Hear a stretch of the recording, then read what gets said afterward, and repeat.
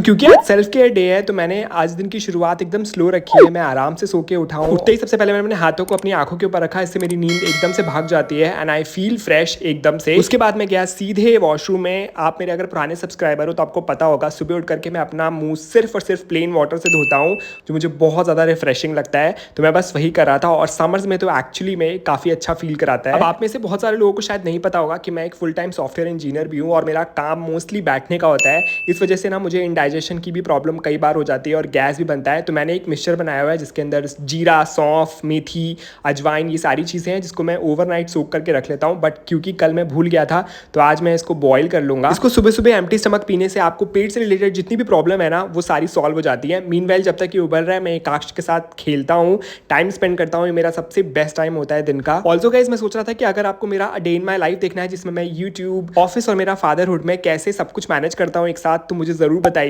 मैं इस टाइप की वीडियोस और करना चाहता हूँ, मुझे बनाने में बहुत ज़्यादा मज़ा आता है। तो यहाँ पे आप देख सकते हो कि ये पानी पूरी तरह से बॉईल हो चुका है और मैं इसको स्ट्रेन कर लूँगा। आई नो गर्मियों में सुबह सुबह हॉट ड्रिंक पीना थोड़ा सा मुश्किल हो जाता है, बट क्योंकि कल मैं ये भिगोना भूल गया था तो इसलिए मुझे ये बनाना पड़ा। अब मैं इस ड्रिंक को आराम से विटामिन डी लेते लेते अपनी बेड पे बैठ के एंजॉय करूँगा। सेल्फ केयर डे सिर्फ लड़कियों के लिए नहीं होता है, लड़कों के लिए भी होता है, क्योंकि हम लोग भी बहुत ज़्यादा काम करते हैं। मंडे टू फ्राइडे ऑफिस होता है, स्कूल होता है, कॉलेज होता है, इतनी सारी टेंशन होती है एंड एक दिन हमें अपने आप को ज़रूर देना चाहिए जिसमें हम अपने माइंड को रिलैक्स कर सकें, मोटिवेट हो सकें, ताकि हम आगे वाले वीक के लिए फिर से एक्साइटेड होकर काम करें। सुबह की जो धूप होती है वो बहुत ज़्यादा इंपॉर्टेंट होती है, इससे हमारी बोन्स भी स्ट्रांग होती है। पानी पीने के 15 मिनट बाद मैं ब्रश करता हूँ और उसके बाद जाता हूँ सीधे ब्रेकफास्ट करने, क्योंकि इस टाइम तक मेरे पेट में बहुत ज़ोरों की भूख लग चुकी होती है। समर्स में ब्रेकफास्ट काफ़ी लाइट ही करता हूँ, तो मैंने यहाँ पे बस 2 टोस्ट लिए हैं, स्क्रैम्बल्ड एग्स और चाय पी रहा हूँ। ब्रेकफास्ट करने के 1 घंटे बाद आप करते हैं ग्रूमिंग रूटीन शुरू। तो पिछले कुछ टाइम से मैं अपने हेयर फॉलिकल्स को ग्रो करने के लिए विश केयर का ये हेयर ग्रोथ सीरम अप्लाई कर रहा हूँ। मुझे इसको अप्लाई करते करते 3 से 4 हफ्ते हो गए हैं और I can see visible results.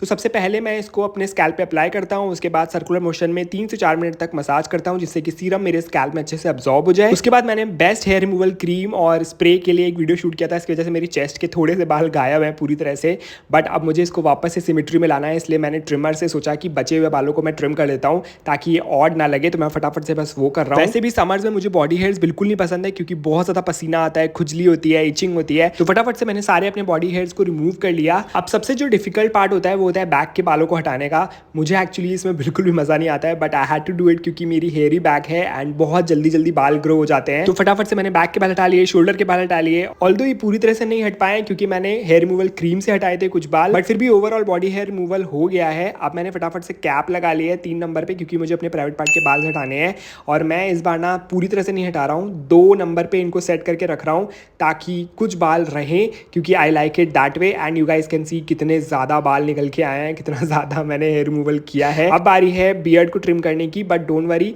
मैंने ट्रिमर को और ब्लेड को अच्छे से धो लिया था, वॉश कर लिया था। मैं 1 नंबर पे सेट कर रहा हूँ और जितने भी एक्स्ट्रा बाल है सबसे पहले मैं उनको ट्रिम करूंगा, उसके बाद मैं बियर्ड को एक शेप दूंगा। तो मैंने फटाफट से सारे एक्स्ट्रा हेयर्स को रिमूव कर लिया है। इसमें सबसे ज़्यादा जो ट्रिकी पार्ट होता है वो होता है लिप्स के ऊपर के बालों को हटाना, क्योंकि वो बहुत ज़्यादा हार्ड होते हैं। अब शेप देने के लिए मैंने एडम्स एप्पल के ऊपर 2 फिंगर रख लिया और उसके ऊपर जो लाइन है ना उसके अकॉर्डिंग मैं इसको एक शेप दूंगा। मैं एक्चुअली काफ़ी सालों से खुद ही करता हूँ बियर्ड ट्रिमिंग, तो इसलिए मुझे एक्सपीरियंस है, बट अगर आप नए हो तो आप प्लीज़ बियर्ड टूल यूज़ करना, उससे शेप देना काफ़ी ईजी हो जाता है और कोई प्रॉब्लम भी नहीं होती है। अब इसके बाद बारी आती है शावर लेने की। सबसे पहले मैंने अपने पूरी बॉडी को वेट कर लिया जिससे कि पता चल जाए कहाँ पे बाल रह गए हैं, कहाँ पे कुछ भी कमी है, ताकि मैं उसको फटाफट से ठीक कर पाऊँ। अब क्योंकि मैंने हेयर सीरम लगाया हुआ, सबसे पहले मैंने बालों को वॉश करना ज़रूरी समझा, तो मैं यहाँ पे यूज़ कर रहा हूँ हिमालय का एंटी डैंड्रफ शैम्पू, जिसको मैंने पानी में डाइल्यूट कर लिया है। हमेशा आपको शैम्पू को डाइल्यूट करना ही चाहिए, चाहे आपका शैम्पू कितना भी केमिकल फ्री हो, फिर भी आपको डाइल्यूट करना ही चाहिए, जिससे कि अगर थोड़े बहुत भी केमिकल होते हैं तो आपके बालों को हार्म नहीं करते हैं। स्कैल्प के अच्छे से मसाज करने के बाद मैं इसको अच्छे से रिंस कर लूँगा।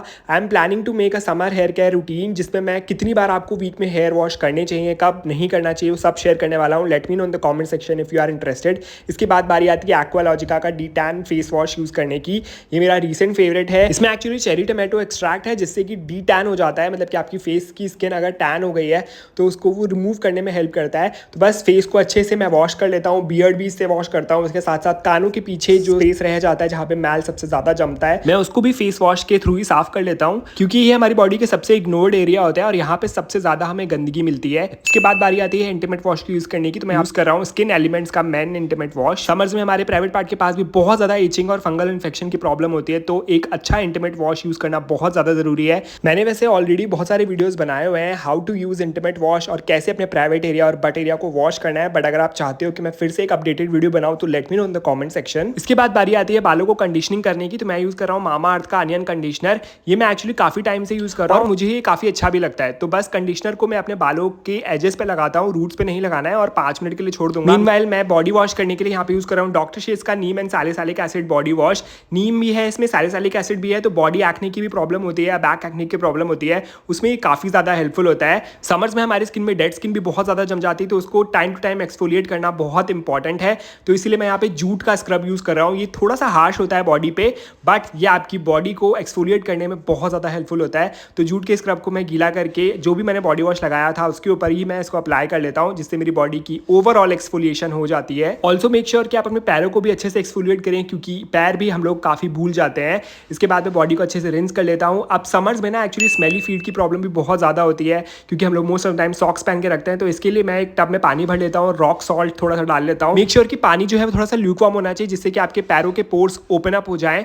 10 मिनट डिप करने के बाद इस टाइप का फुट स्क्रबर ले लीजिए और उसके बाद अपने पैरों को अच्छे से एक्सफोलिएट कर लो। डेड स्किन सारी रिमूव हो जाएगी, आपके पैरों के पोर्स भी अच्छे से क्लीन हो जाएंगे, जिससे कि बैड स्मेल की प्रॉब्लम भी नहीं होगी। अब बैक एक्ने के लिए थोड़ा सा टी ट्री ऑयल लेना है, और जहाँ जहाँ पे भी बैक एक्ने की प्रॉब्लम वहाँ पे थोड़ा थोड़ा टी ट्री ऑयल अप्लाई कर लीजिए। इससे जो बैक एक्ने होते हैं वो पूरी तरह से सूख जाते हैं, कोई भी मार्क नहीं रहता है, इचिंग की प्रॉब्लम भी खत्म हो जाती है। ऑल्सो मेक श्योर कि समर्स में आप कॉटन के कपड़े पहने, थोड़ी से रिलैक्स फिट होंगे तो वो ज़्यादा बेटर रहेंगे और कंफर्टेबल भी रहेंगे। साथ ही में जो अंडरवियर है वो भी कॉटन का होना चाहिए, स्ट्रेचेबल होना चाहिए, and wear boxers at home जब आप घर पे हो तो। अब ये जो है कि वो उन लोगों के लिए है जिनके फेस पे पिंपल एक्ने बहुत ज़्यादा हो जाते हैं। तो मेरे पास एक्चुअली नीम का पैक रखा हुआ था, जिसमें मैंने थोड़ा सा रोज़ वाटर मिलाया है, और उसी पैक को मैं वापस से रीयूज़ कर रहा हूँ। आप इसको चाहो तो ओवरनाइट फ्रिज में भी रख सकते हो, और उसको जब नेक्स्ट डे यूज़ करोगे ना तो ये आपके एक्ने पिंपल की प्रॉब्लम को परमानेंटली फिक्स कर देगा, कोई भी डार्क स्पॉट भी नहीं छोड़ेगा, एंड ये नेचुरल तरीके से हील करता है। 5 मिनट रखने के बाद आप इसको क्लीन कर लो and you will see instant glow and clear face. अब समर्स में ब्लैक हेड की प्रॉब्लम भी बहुत ज़्यादा कॉमन है, तो मैं यहाँ पे यूज़ कर रहा हूँ ये हिप हॉप का ब्लैक हेड स्ट्रिप। ये एक्चुअली मुझे काफ़ी अच्छी लगती है, मैं इसको कई बार यूज़ कर चुका हूँ। तो बस एक स्ट्रिप लेकर के मैं अपनी नोज़ पे अप्लाई कर लूँगा और 10 मिनट के लिए छोड़ दूंगा, एंड इसके बाद आप देखोगे सारे ब्लैक हेड्स बहुत ही ईजिली बाहर आ जाएंगे एंड आपकी नोज़ एकदम क्लियर हो जाएगी। अब समर्स में हमारी स्किन पे हाइपर पिगमेंटेशन हो जाता है, तो इसीलिए कोजिक एसिड का जो सीरम है वो सबसे बेस्ट काम करता है। तो मैं यहाँ पे यूज़ कर रहा हूँ डर्माकोका कोजिक एसिड। सुबह फेस वॉश करने के बाद आप इसको अप्लाई कर सकते हो, या फिर रात में सोने से पहले भी अप्लाई कर लो, आपके फेस पे विजिबल रिजल्ट्स मिलेगा, but you have to use it constantly. Lastly मैं यूज कर रहा हूँ डॉट एंड की ये सनस्क्रीन SPF 50 है, क्योंकि आज मैं घर पे हूँ, तो बस मैं थोड़ी सी अप्लाई करूंगा एंड ये हो गया मेरा स्किन केयर। लाइक कर दीजिए, सब्सक्राइब कर दीजिए, and I will see you very soon in my next video. Till then bye.